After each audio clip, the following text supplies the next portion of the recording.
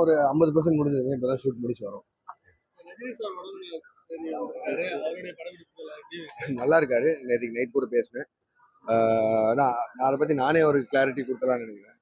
ஏன்னா கிட்டத்தட்ட ஒரு மாசம் முன்னாடி நினைக்கிறேன். ஒரு மாசம் 40 நாள் முன்னாடி இருக்கும். இந்த வைசாக் ஸ்கெடியூல் ஆரம்பிக்கிறதுக்கு முன்னாடி அப்ப சொன்னது சார் எங்ககிட்ட, இந்த மாதிரி அக்டோபர் இந்த 30ஆம் தேதி அவருக்கு ஒரு நான் சர்ஜிக்கல் ஒரு சின்ன ப்ராசஸ் இருக்குன்னு சொல்லி. ஏன்னா இது சாரை தாண்டி நிறைய ஸ்டார்ஸ் இருக்காங்க வேற வேற ஸ்டேட்ல இருந்து, எல்லாரோட டேட்ஸுமே இருக்கனால முன்னாடியே சொல்லியிருந்தாரு ஒரு 40 நாள் முன்னாடி. ஸோ அதை வச்சு தான் பிளானே பண்ணியிருந்தோம். ஸோ அதனால அவருக்கு 30th சர்ஜரிங்கிறதுனால அந்த ப்ராசஸ்ங்கிறதுனால 28th அவரோட ஷூட் எல்லாம் முடிச்சு அனுப்பியிருந்தோம். அண்ட் 29th காலையில் இங்கே ரீச் ஆனாரு. உங்க எல்லாரும் மீட் பண்ணிட்டு தான் போனாருன்னு நான் நினைக்கிறேன். இங்க கூட உள்ள காரில் உட்காந்து ஆட்டோகிராஃப் எல்லாம் 2 பசங்களுக்கு எல்லாம் போட்டாரு நினைக்கிறேன். முடிச்சுட்டு ஈவினிங் போயிட்டு ஒரு அட்மிட் ஆனாரு. அந்த ப்ராசஸ் அப்படியே போயிருந்தது. அண்ட் அது எப்படி வைரல் ஆச்சுன்னு தெரியல. ஏன்னா நாங்களும் அங்கே ஷூட்ல இருந்தோம். அதுக்கப்புறம் நிறைய எழுதியிருந்தாங்க, என்னென்னமோ பேசினாங்க யூடியூப்ல. அது எங்களுக்கு ரொம்ப பேனிக்கிங்கா இருந்தது அங்கிருந்து பார்க்கும்போது. ஏன்னா இந்த ப்ராசஸ் நடக்கும் போதுன்னு முன்னாடியே தெரிஞ்சதால ஒரு சின்ன லாஜிக் என்னன்னா, சரி ரஜினி சார் ஹெல்த்தை மீறி படமானா இல்லை, ரஜினி சார் ஹெல்த் தான்ல. அப்போ என்னன்னா, இப்போ அவருக்கு அந்த மாதிரி ஏதாவது ஒரு டிஸ்கம்ஃபர்ட் ஷூட்ல இருக்கும்போது நாங்கள் ஏதாவது ஃபீல் பண்ணியிருந்தாலும் ஏதாவது ஆயிடுச்சுனால என்டையர் யூனிட்டும் நேராக இங்கே ஹாஸ்பிட்டலில் தான் நின்றுருப்போம்.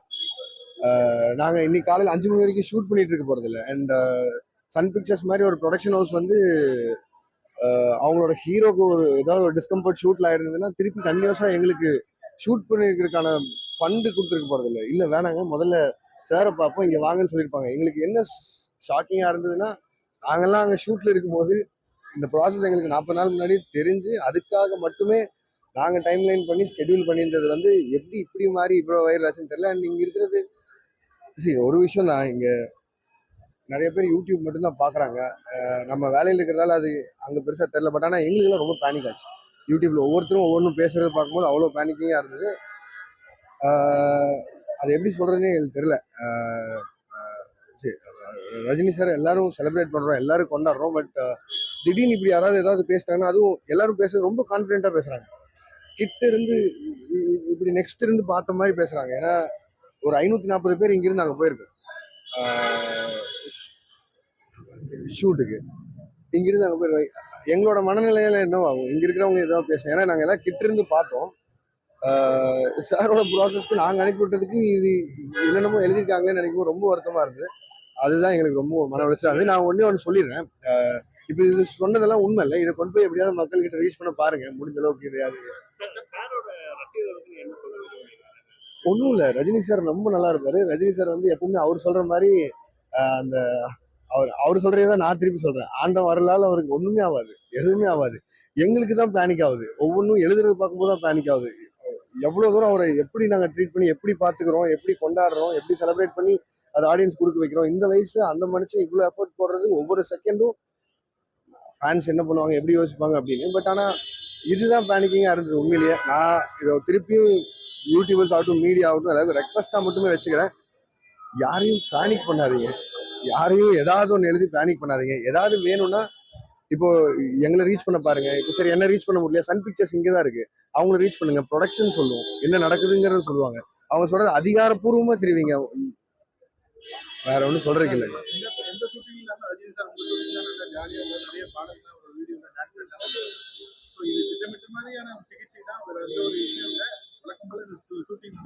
அதுதான் சொல்றேன். 40 நாள் முன்னாடி சார் எங்கிட்ட சொல்லி அதுக்காக மட்டுமே தான் நாங்கள் ஸ்கெடியூல் பிரேக் பண்ணுவோம். இப்போ 28ஓட சாரோட போர்ஷன் முடிக்கணும். முடிச்சுட்டு இன்னைக்கு வரைக்கும் நார்ஜினா சார் போர்ஷன் முடிச்சுட்டு இன்னைக்கு வந்திருக்கேன். இப்போ 10 நாள் பிரேக், ஏன்னா சாருக்கான அந்த ப்ராசஸ்னால. ஸோ திருப்பி அக்டோபர் 15th இருந்து ஷூட் ஆரம்பிக்கணுங்கிறது தான், இதுதான் ஸ்கெடியூல். இதுபடி தான் போகிறோம். இதுக்கு பின்னாடி எவ்வளோ ரெஸ்பான்சிபிள் எல்லாரும் வேலை சொல்லி எவ்வளோ ரெஸ்பான்சிபிலிட்டி இருக்கு இதுல. அதான் எனக்கு எழுதி இருக்கிறது ஒவ்வொருத்தரும் பேசுறது பார்க்கும்போது மட்டும்தான் வருது. ஆமா,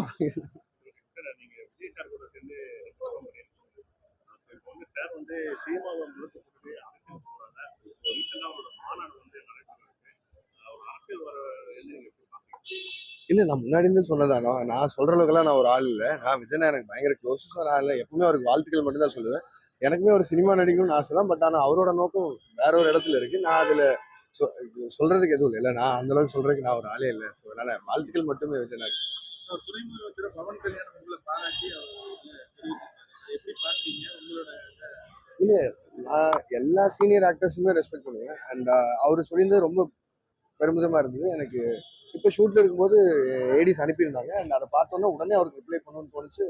அதான் பண்ணிருக்கேன். நீங்க ஒரு சினிமா துறையில இருக்கீங்க, வந்து பாத்தீங்கன்னா சினிமா துறையில அதிகமாக வந்து பாத்தீங்கன்னா சாதிய படம் அப்படின்னா முன்னதான் வந்து பாத்தீங்கன்னா ஒரு கமர்ஷியல் படங்கள் வந்து இப்போ சாதிய படங்கள் வந்து அதிகமாக இருக்கு.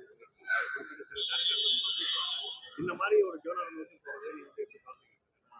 இல்ல இல்ல, எல்லா படமுமே தேவையில்ல. எல்லா எல்லா ரீதியான படங்களுமே தேவையில்லை. ஸோ அதனால எல்லாத்தையும் வரவேற்று தான் ஆகணும். நம்ம மக்கள் கிட்ட தானே இருக்கு முடிவு. அவங்க பார்த்தா சொல்லுவோம். நான் எல்லாத்தையும் வரவேற்கிறேன். எல்லா படங்களும் எனக்கு பிடிக்கும். பார்க்குறேன். நன்றி. தேங்க்யூ. செய்திகளை உடனுக்குடன் தெரிந்து கொள்ள உடனே சப்ஸ்கிரைப் பண்ணுங்க.